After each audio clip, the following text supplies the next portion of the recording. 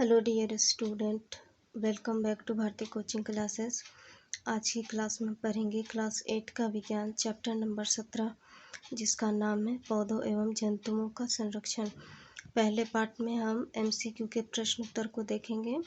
आगे नेक्स्ट में हम और भी प्रश्न उत्तर की व्याख्या करेंगे। प्रथम में सवाल आपका सही विकल्प का चुनें। ठीक है, सही विकल्प का चयन करें। आपको अपने बुक से सही क्वेश्चन आंसर को चुनना है। ठीक है, चूज करना है। प्रथम में इसका प्राकृतिक आवास एवं वन प्राणियों का संरक्षण कहाँ किया जाता है। इसका उत्तर है जैव मंडल संरक्षित। ठीक है, आपको उत्तर चुनना है जैव मंडल संरक्षित। नेक्स्ट है भारत में प्रोजेक्ट टाइगर शुरू किया गया। इसका उत्तर है 1972 से 73 तक में। ठीक है, नेक्स्ट है भारत में राष्ट्रीय उद्यान की कुल संख्या। इसका उत्तर है 77। ग नंबर चुनिएगा और 77 भरिएगा। ठीक है, नेक्स्ट है संकटापन स्पीसीज है। ठीक है, संकटापन में किसे रखा जाता है तो वो बाघ है। ठीक है, नेक्स्ट है आपका वनोन्मूलन का कारण क्या है। ठीक है, कारण तो इसका उत्तर है भवन निर्माण, कागज उद्योग, सड़क निर्माण, यानी कि सभी। ठीक है, वनोन्मूलन यानी कि वन का ह्रास किस कारण होता है। भवन का निर्माण में, कागज उद्योग में, सड़क के निर्माण में। ठीक है, यानी कि सभी होगा। ठीक है, नेक्स्ट है रिक्त स्थानों की पूर्ति कीजिए। प्रथम में है वह क्षेत्र जिसमें जंतु अपने प्राकृतिक आवास में संरक्षित होते हैं, अभयारण्य कहलाते। ठीक है, यहाँ पर खाली जगह में अभयारण्य भरेंगे। ठीक है, नेक्स्ट है किसी क्षेत्र विशेष में पाई जाने वाली प्रजाति यानी कि स्पीसीज, दोनों बोल सकते हैं। ठीक है, विशेष क्षेत्र स्पीसीज कहलाते हैं। ठीक है, यहाँ पे विशेष क्षेत्र स्पीसीज भरेंगे। नेक्स्ट है प्रवासी पक्षी सुदूर क्षेत्रों में जलवायु में परिवर्तन के कारण पलायन करते, यानी कि एक जगह से दूसरे जगह जाते हैं, पलायन का अर्थ है, तो वो जलवायु में परिवर्तन के कारण होता है। ठीक है, नेक्स्ट है वनस्पति जाति एक क्षेत्र विशेष के सारे पेड़ पौधे हैं। ठीक है, क्षेत्र विशेष यानी कि पर्सनल जगह जहाँ पर होता है वहीं उसी चीज़ को जहाँ पर पेड़ पौधे का स्थान दिया जाता है, क्षेत्र विशेष हम कहते हैं उसे। ठीक है, वहाँ पर कौन सा जाति होता है, वनस्पति जाति। नेक्स्ट है प्राणी जात एक पारितंत्र के सारे जीव हैं, तो आप प्राणी जात भरेंगे। ठीक है, नेक्स्ट है सही मिलान का चयन कीजिए। डियर स्टूडेंट, कॉलम ओ को कॉलम ब में मिलान करना है। आपको अपने बुक में क्रॉस करके मिलान करना है। यहाँ पर मैंने सीधा सीधा कर दिया है ताकि आपको याद करने में हेल्पफुल हो। प्रथम में है वनोन्मूलन, जिसको मिलान करना है वनों की कटाई। नेक्स्ट है पुनर्वरोपण, जिसको आपको मिलान करना है घ नंबर में वृक्षारोपण से। नेक्स्ट है अभयारण्यों की संख्या। ठीक है, अभयारण्यों की संख्या क नंबर में मिलान करना है 421। नेक्स्ट है जैव मंडलीय संरक्षित क्षेत्र की संख्या, आपको ख नंबर में मिलान करना है 14। नेक्स्ट है रेड डाटा पुस्तक, इसको आपको ग नंबर में मिलान करना है संकटापन स्पीसीज। ठीक है, स्पीसीज। नेक्स्ट है आपका सही के आगे सही के का निशान लगाइए और गलत के आगे गलत का। ठीक है, प्रथम में है वनोन्मूलन से पृथ्वी के ताप में वृद्धि होती है, तो ये सही है। ठीक है, उचित है। नेक्स्ट है वनोन्मूलन का मरुस्थलीय पर कोई प्रभाव नहीं है, तो ये गलत है, प्रभाव वहाँ पर भी रहता है। नेक्स्ट है विशेष क्षेत्र क्षेत्रीय स्पीसीज एवं अन्य क्षेत्रों में प्राकृतिक रूप में पाई जाती है। ठीक है, तो ये गलत है। नेक्स्ट है हाथी पंचमरी का विशेष क्षेत्रीय स्पीसीज है, तो ये सही है। नेक्स्ट है कागज का पुनः चक्रण नहीं किया जा सकता, ये गलत है, कागज़ का हम पुनर्चक्रण कर सकते हैं। डियर स्टूडेंट, ये MCQ जो हम अभी बताएं पार्ट 1 में यहीं तक का है, ठीक है, जो बहुत ही महत्वपूर्ण और इम्पोर्टेंट है। जो भी स्टूडेंट क्लास 8, 9, 10 इवन 11, 12 में जो सब्जेक्ट लें सभी के लिए हेल्पफुल हो सकता है। इवन जो कंपटीशन का जो तैयारी कर उनके लिए भी ये सारा MCQ बहुत ही हेल्पफुल है।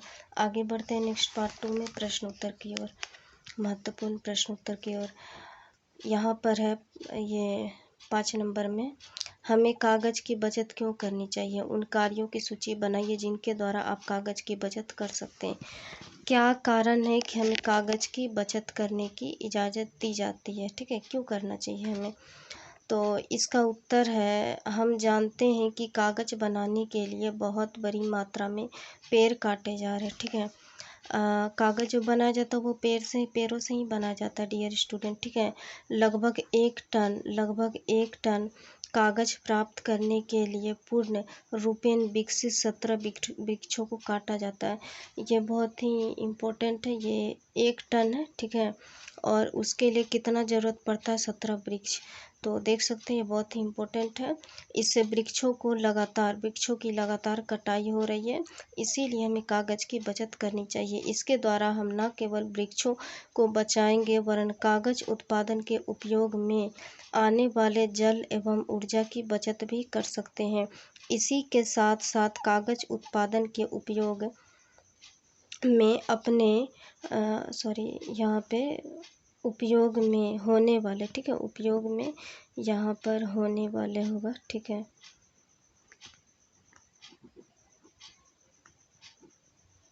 होने वाले, ठीक है, यहाँ पे होने वाले हानिकारक रसायनों में भी कमी आएगी। ठीक है, इसीलिए जहाँ तक संभव हो सके हमें कागज़ की बचत करनी चाहिए। ठीक है, अब कागज़ के बचत करने के कुछ उपाय हैं। ठीक है, इसके नीचे तो प्रथम नंबर में उपाय है, कागज़ को व्यर्थ ना करके हम बचा सकते हैं। ठीक है, नेक्स्ट है, प्रत्येक विद्यार्थी को दिन में कम से कम 1 पन्ने कागज़ तो बचाना ही चाहिए हर विद्यार्थी को। ठीक है, नेक्स्ट है पुरानी मैगनीज, ठीक है, मैगनीज पुराने अखबार, कॉपियाँ, किताबें आदि को व्यर्थ ना फेंक कर कबाड़ी वाले को दे देना चाहिए ताकि उनका पुनः उपयोग और पुनर्चक्रण हो सके। ये बहुत ही इम्पोर्टेंट है।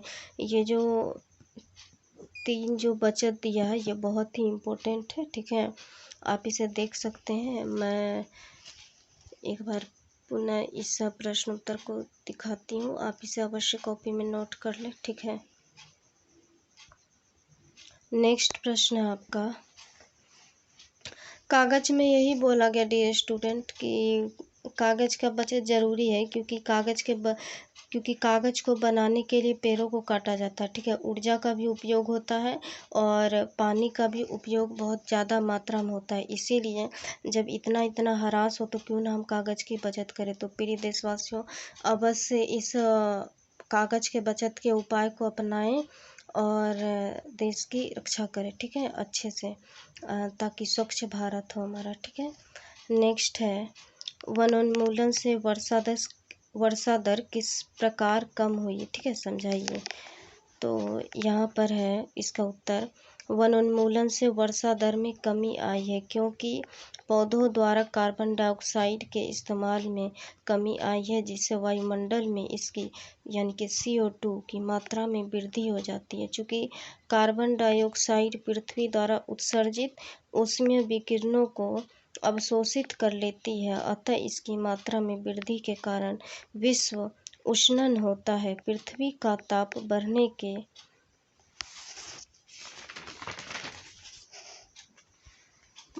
के कारण जलचक्र का संतुलन बिगड़ता है और वर्षा की दर में कमी आती है।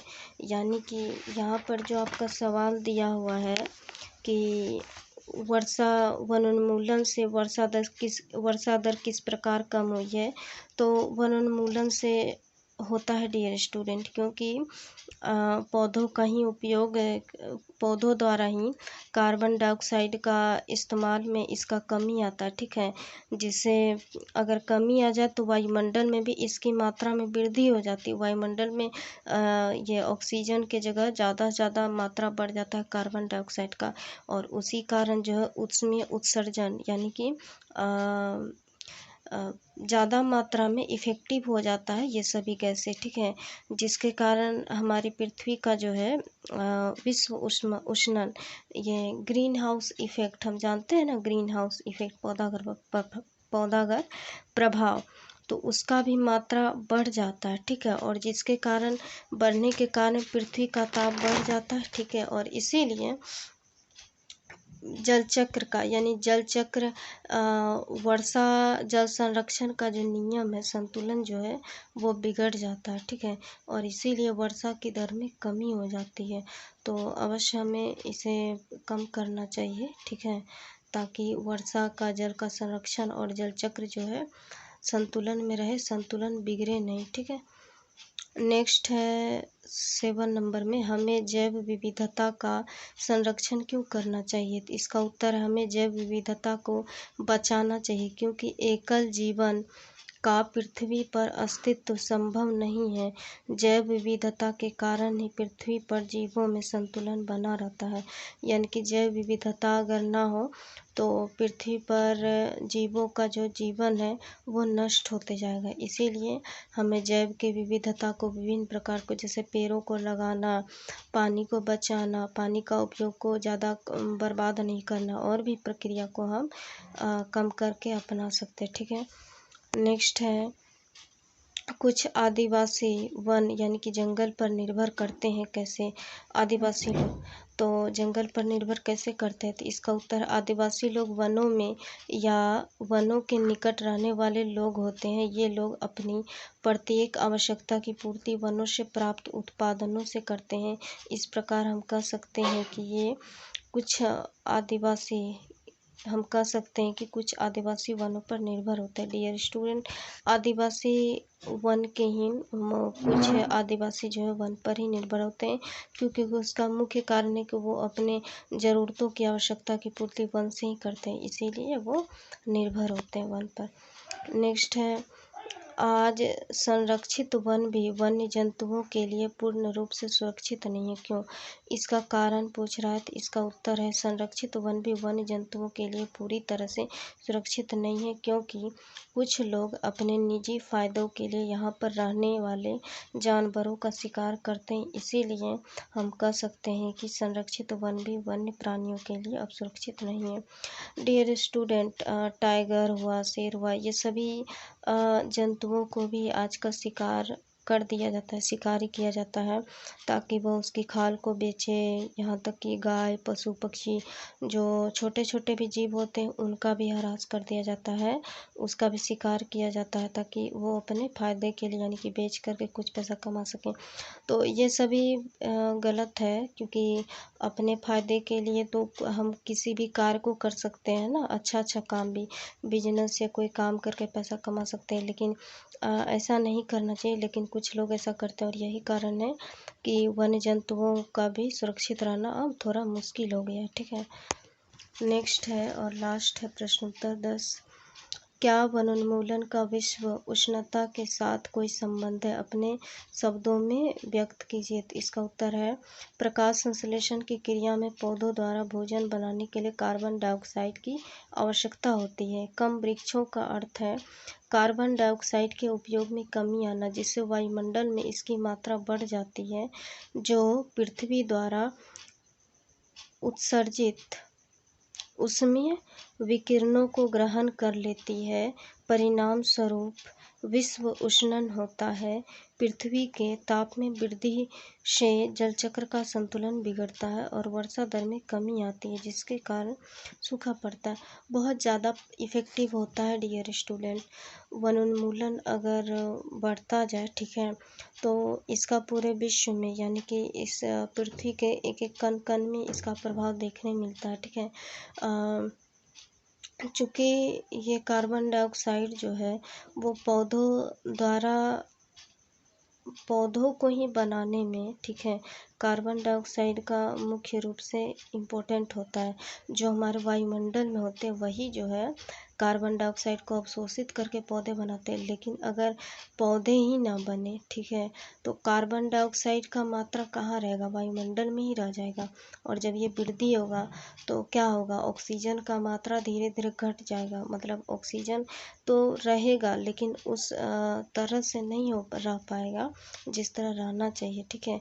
और यही कारण है कि उष्णता यानी कि ऊष्मीय प्रभाव इसका बढ़ेगा तो तापमान बढ़ेगा, तो कई जीव जंतु की मृत्यु भी हो सकती है। इसीलिए जल चक्र का भी प्रभाव होगा, यानी वर्षा नहीं होगी तो सूखा पड़ जाएगा। तो देख सकते हैं डियर स्टूडेंट कितना हद तक ह्रास हो रहा है वनोन्मूलन होने के कारण, ठीक है।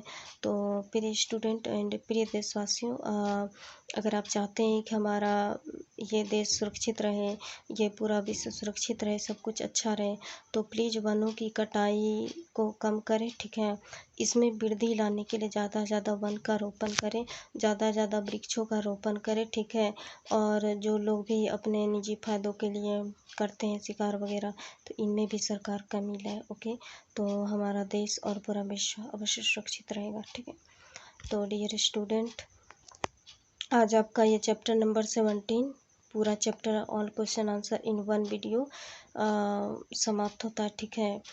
वीडियो कैसा लगा कमेंट करके अवश्य बताइएगा। एंड डियर स्टूडेंट, वीडियो अगर पसंद आए तो लाइक बटन को अवश्य प्रेस कीजिए, ठीक है। चैनल पर नए हैं तो इस चैनल को सब्सक्राइब कर लीजिए, ठीक है। और अपने दोस्तों के साथ, और जिन्हें इन प्रश्नोत्तर की आवश्यकता है, ज़्यादा से ज़्यादा उन्हें शेयर करें, ओके।